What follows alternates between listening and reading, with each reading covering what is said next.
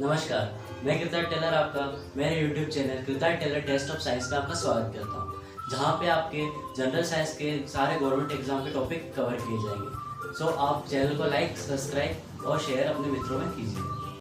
आज हम चर्चा करेंगे न्यूटन के संबंधित नियमों की, मतलब न्यूटन्स लॉ ऑफ मोशन की। न्यूटन ने गति को लेकर कुछ नियम बताए थे, 3 नियम थे। इसमें सबसे पहला नियम है जिसको हम बोलते हैं पहला नियम न्यूटन का, या ठीक है न्यूटन्स का पहला नियम। दूसरी बात करते हैं इंग्लिश मीडियम वाले फर्स्ट लॉ ऑफ मोशन बोलते हैं, या फिर इसको लॉ ऑफ इनर्शिया कहते हैं। हिंदी मीडियम वाले जड़त्व का नियम से भी इसको जानते हैं। इसके बहुत सारे नाम होंगे, बहुत सारे तो क्या दो नाम ही इंग्लिश मीडियम हिंदी मीडियम के हिसाब से। ठीक है, पहला नियम जिसको क्या बोलते हैं अपन, जड़त्व का नियम, फर्स्ट लॉ ऑफ मोशन या लॉ ऑफ इनर्शिया। तो ये क्या है, इसके बारे में बात करते हैं कि न्यूटन ने ऐसा क्या कहा इस नियम में। यदि कोई वस्तु, ठीक है किसी वस्तु की बात हो रही है, यदि कोई वस्तु विराम अवस्था में हो, अगर वो खड़ी है वहीं विराम में है, इसकी अवस्था कैसी विराम में भी, ठीक है खड़ी वहीं रेस्ट में है, ठीक है हो, या यदि वो क्या है सीधी रेखा में कहीं ना कहीं स्ट्रेट मोशन में जा रही हो, वो या सीधी रेखा में गति कर रही हो, स्ट्रेट मोशन में चल रही हो, तो वह अगर विराम अवस्था में होगी तो वो किस में रहेगी, विराम अवस्था में रहेगी। अगर रेस्ट में तो रेस्ट में ही रहेगी। अगर वो गति कर रही है मोशन में है तो वो तथा मोशन में ही रहेगी, जब तक कोई बाहरी बल, कोई सा भी क्या एक्सटर्नल फोर्स इस पे न लगाया जाए। मतलब मैं समझाता हूँ आपको। अगर मैं यहाँ खड़ा हूँ, ठीक है मैं यहाँ खड़ा हूँ, तो इसका मतलब क्या, मैं विराम अवस्था में हूँ, और विराम अवस्था में जब तक कोई आगे कुछ धक्का ना मारे, कोई बाहरी मेरे को बल ना लगाए, ठीक है तब तक मैं अपनी अवस्था नहीं छोड़ूंगा। तो इसको क्या बोलता हूँ मैं, इनर्शिया भी बोलता हूँ, जड़त्व भी बोलता हूँ, कि कोई भी मेरी स्थिति में परिवर्तन होना नहीं देना चाहता मैं विरोध करूँगा उसका। कोई आगे धक्का मारेगा, मैं नहीं हिलूंगा यहाँ से। इसका मतलब क्या, मैं विरोध कर रहा हूँ उसकी, मेरा परिवर्तन में। तो उसको क्या बोलता हूँ मैं, जड़त्व बोलता हूँ, इनर्शिया बोलता हूँ। अगर मैं क्या कर रहा हूँ, मोशन कर रहा हूँ, मैं यहाँ से यहाँ जा रहा हूँ, यहाँ से वापस यहाँ आ रहा हूँ, तो एक स्ट्रेट लाइन में मैं क्या कर रहा हूँ, मोशन कर रहा हूँ, ठीक है सीधी रेखा में गति कर रहा हूँ। तो अगर कोई मेरी गति में अवरोध डालेगा, कोई रोकेगा मुझे उसको, ठीक है तो उसको मैं क्या बोलूंगा, उसको भी इनर्शिया ही बोलूंगा, क्योंकि क्या हो रहा है, मेरी गति में रोकने का प्रयास किया जा रहा है। मतलब कि मेरी अवस्था में क्या कर रहा है, वो परिवर्तन कर रहा है। गति वाली जो अवस्था थी उसको मुझे किसमें डाल रहा है, वो विराम वाली अवस्था में डाल रहा है। तो इसको मैं क्या बोलता हूँ, जड़त्व बोलता हूँ। इसलिए इसको क्या बोला गया, जड़त्व का नियम बोला गया। यदि कोई वस्तु विराम अवस्था में हो या सीधी रेखा में गति कर रही हो, तो वह विराम अवस्था में तथा गति में ही रहेगी जब तक बाहरी कोई बाहरी बल ना उस पर लगाया जाए। ठीक है, इंपॉर्टेंट चीज इसलिए जड़त्व यहाँ लिखी है, मैंने इंपॉर्टेंट लिखा हुआ है यहाँ पे, क्योंकि आपके प्रश्न में यूं आएगा कि जड़त्व का नियम न्यूटन के कौन से नियम से संबंधित है, पहला, दूसरा, तीसरा, या कोई इनमें से कोई भी नहीं। तब वहां जाके गाड़ी फंसती है आपकी। ठीक है, तो आपको पता होना चाहिए जड़त्व किसका नियम है, आपका न्यूटन का पहला नियम है। जड़त्व का मतलब क्या, मैंने समझा दिया कि मेरी अवस्था में कोई परिवर्तन अगर कर रहा हो कोई, उसमें क्या करूंगा मैं, विरोध करूंगा। वस्तु का वह गुण जिसके कारण वह अपनी गति की अवस्था में परिवर्तन का विरोध करता है, उसको मैं क्या बोलता हूँ, जड़त्व बोलता हूँ। तो ये हमारा क्या होगा, पहला नियम हो गया। अब हम बात करेंगे हमारे दूसरे नियम की। अब हम पढ़ेंगे न्यूटन का दूसरा नियम। न्यूटन का दूसरा नियम क्या है, हम चर्चा करेंगे, जिसको इंग्लिश में सेकंड लॉ ऑफ मोशन भी कहते हैं। वस्तु के संवेग में परिवर्तन की दर उस पर आरोपित बल। देखिए ये सारे शब्द आपको शब्दावली आपको पता होनी चाहिए। मैंने यहाँ लिखा है संवेग, इसका मतलब क्या होता है, मोमेंटम, इसको बताते हैं। संकेतिक क्या है, संकेत क्या है इसका, स्मॉल एम है। ठीक है, किसी वस्तु के संवेग में परिवर्तन की दर उस पर आरोपित बल अनुक्रमानुपाती होती है। मतलब कि दोनों कैसे हैं, ये अनुक्रमानुपाती हैं। ठीक है, मतलब कि मेरा जो भी बल है, बल को मैं किससे दिखा रहा हूँ, संकेत से एफ से। ठीक है, फोर्स अनुक्रमानुपाती किसका है, ये संवेग के, मोमेंटम के मेरे। ठीक है, मोमेंटम का एम मैंने यहाँ लिख दिया, ये चीज बता रहा है। या उसको दूसरी तरीके से कैसे बोल सकते हैं हम, देखिए क्या होता है कि हमारा जो मोमेंटम होता है इसको हम लिखते हैं एम ए, ये कैपिटल एम कर दीजिए इसको। ठीक है, एम क्या है आपका, द्रव्यमान है, और गुणनफल किसका है, ये त्वरण का है।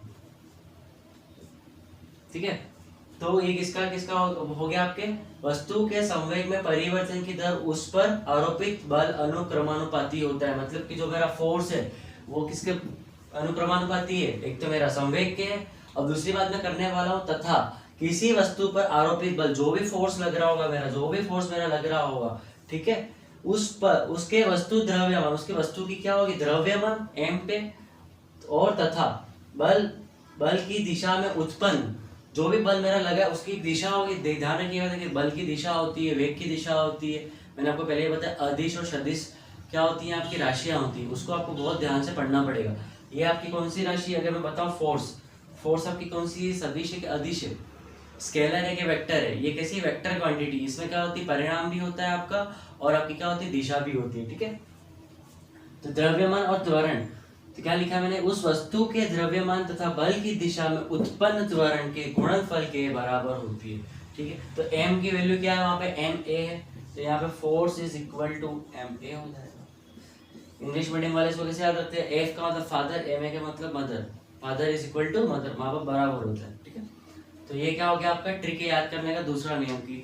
न्यूटन ने दूसरा नियम क्या दिया, तो F is equal to m है, इसका मतलब क्या निकला कि कोई भी मेरा आरोपित बल होगा वो किसके क्रमानुपाती होगा, या तो संवेग के होगा या किसके बराबर होगा, मेरे जो भी द्रव्यमान है और उसकी दिशा में बल लगा होगा, द्रव्यमान जिस किसी भी दिशा में बल लग रहा होगा उसकी दिशा में क्या परिवर्तित हो रहा होगा, आपका त्वरण परिवर्तित हो रहा होगा और उसी को क्या उसके बराबर हमारा आरोपित बल हो जाएगा।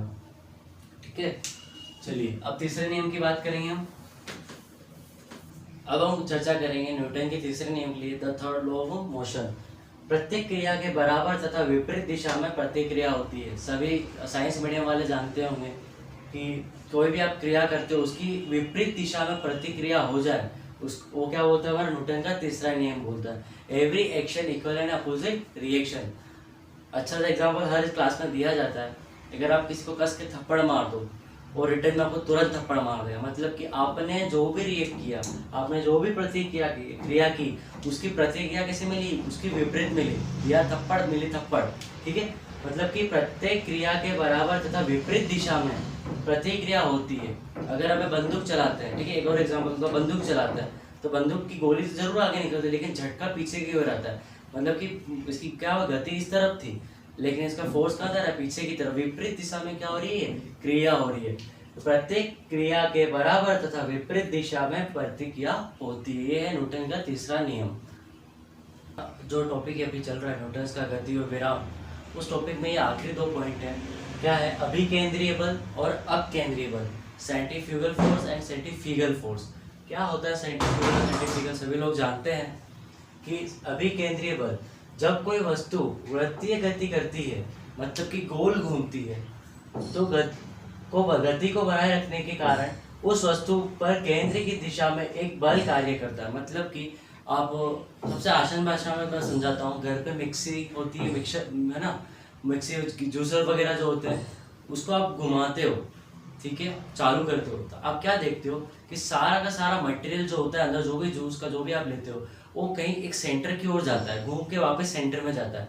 मतलब कि जब कोई वस्तु वृत्तीय गति मतलब गोल घूमेगी करती है, तो गति को बनाए रखने के लिए, उस गति को, फोर्स को या किसको कहते हैं, मोशन को बनाए रखने के लिए कारण उस वस्तु पर केंद्र की दिशा, मतलब कि सारी जो भी होंगी वस्तु कहाँ जाएंगी, केंद्र की ओर बढ़ेंगी, तो उस वस्तु पर केंद्र की दिशा में एक बल कार्य करता है, उसे अभिकेंद्रीय बल कहते हैं। ये तो हो गया अभिकेंद्रीय बल, मतलब मिक्सचर वाला एग्जांपल आपको समझ में आ गया होगा कि गोल गोल घूमेगा और सारा का सारा क्या हो जाएगा, सेंटर की ओर जाएगा, केंद्र की ओर बढ़ेगी वस्तु। अब बात करते हैं अपकेंद्रीय बल, ये इसका उल्टा होता है। आपको क्या ध्यान रखना है, अभिकेंद्रीय बल में वस्तु पर केंद्र की दिशा में एक बल लगता है, मतलब कि क्या होगा कि कोई भी बार बार घूम रहा होगा, ठीक है, ये कहाँ की ओर बढ़ेगा, ये घूमते घूमते घूमते घूमते घूमते कहाँ जा रहा होगा, सेंटर की ओर जा रहा होगा, इसकी दिशा किसी होगी, केंद्र की ओर हो रही होगी, ये घूम के केंद्र में जा रहा होगा। लेकिन अब केंद्र क्या उल्टा है, मतलब कि केंद्र से विपरीत दिशा में जो बल लगेगा मेरा, वो मेरा क्या हो जाएगा, अब केंद्रीय बल हो जाएगा। जब कोई वस्तु वृत्तीय गति करती है तो गति को बनाए रखने के कारण उस वस्तु पर केंद्र की विपरीत दिशा में, देखिए यहाँ पे क्या, उस वस्तु के केंद्र की दिशा में और यहाँ पे उस वस्तु पर केंद्र के विपरीत दिशा में बल कार्य करता है, उसे अपकेंद्रीय बल कहते हैं। मतलब कि आपके सेंट्रीफ्यूगल और सेंट्रीफ्यूगल फोर्स जो होते हैं वो ये होता है, दोनों के फॉर्मूले सेम होते हैं, खाली दिशा बदलती है। फॉर्मूला होता है आपका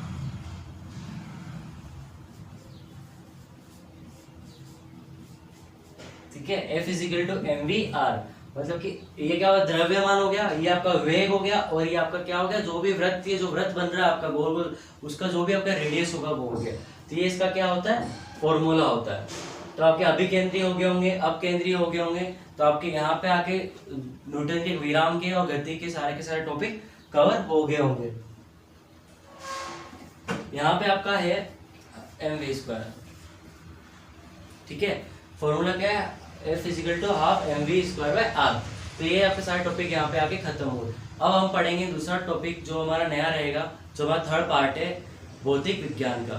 तो धन्यवाद। चैनल पसंद आ रहा हो तो आप लाइक कीजिए, सब्सक्राइब कीजिए और अपने मित्रों